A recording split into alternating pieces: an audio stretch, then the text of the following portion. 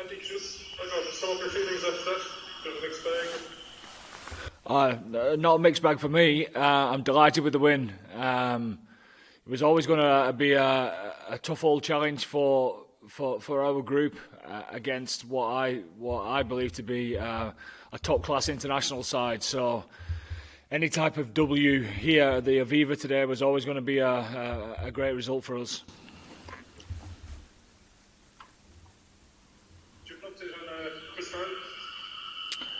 Well, he came off and failed his HIA at the time, so he'll be going through the protocol as always over the next couple of days. Hey Andy. Hey Mary. Congrats on the win. Thank you. What did you learn about your team today? Well, quite a lot. I suppose the most pleasing thing for me would have been he's never going to be perfect. I think we saw certainly in the first half that there was test match fit and up to speed more than us, probably through the preparation that they'd had and the hit out against the Sunwolves, and then I'm sure that a good review against the Lions and the opportunities that they created against them would have given them good confidence going into the game. And I thought we was a bit rusty, certainly in the first half, that we compounded negative errors on errors, and it made the game difficult for us. It looked like they had their legs about them more than we did. But having said that, in the second half, it certainly wasn't perfect again. But how we controlled the game with our set piece and our field position and continued to go after Japan in that second half was the most pleasing thing. And then, the hardest thing for any team that's new, that's coming together, is dealing with negativity within your own game, especially when there's a side like Japan that is so dangerous, certainly on the counter attack, etc. But we managed to stay calm, we managed to stay in control, we managed to stay next task focused, and I think that got us through in the end. Can I just ask you about the half-back pairing? Obviously a new partnership. How did you feel they went? I thought it was great. I thought they controlled. I thought the control of the last 20 minutes when we started sorting our exits out a little bit better, and our middle third management was great, and that was one of the reasons why we kept on going after them in the second half. Certainly in the last 20 minutes defensively, so they're a major part of that.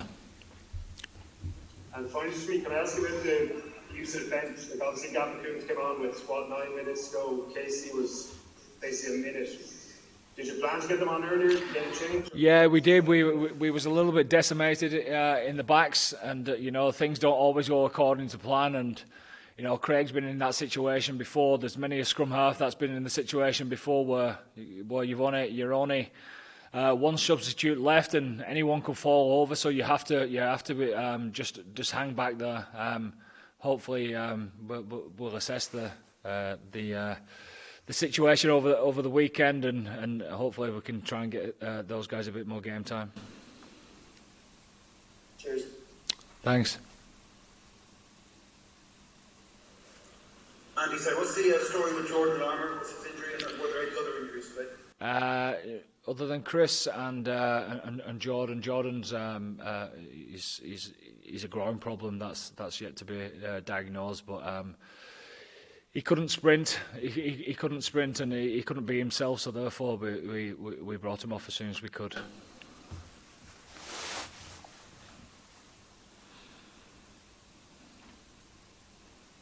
Anything further there for Andy, guys, in this live section?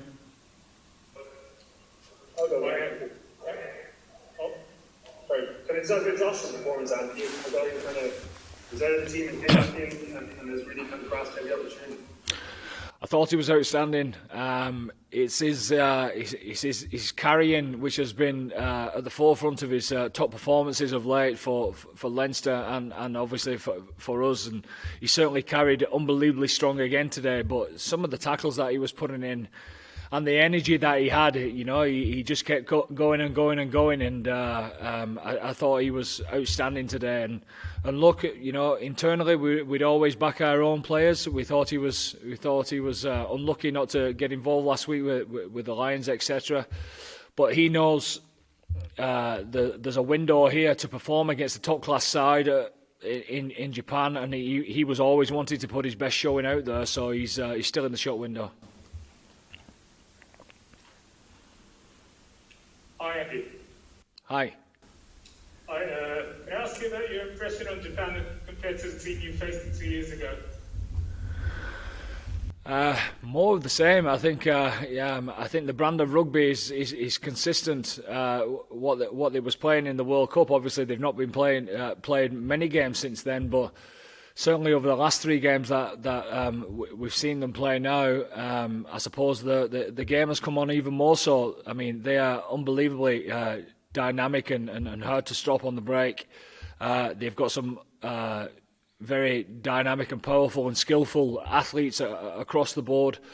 I thought first half, again, I thought they was more up to speed in the contact area than we were, certainly as far as international football is concerned. So I think in reality they've not played that many games since the World Cup, but if they had, I don't think 10th place in the world rankings is a true reflection of where they're at. I suppose there are a good few positions higher than that. Well, there's been reports that they could come back again in November. Do you think that this could be a start of a rivalry, or do you think they're still too big a gap to call these two nations rivals? Oh no, every single game that we'll play against Japan from now on in will always be a close encounter. I think the strength in depth that they've got, I think the way that the league at home is developing year on year is just getting stronger, and it only stands them in good stead for the future at international level.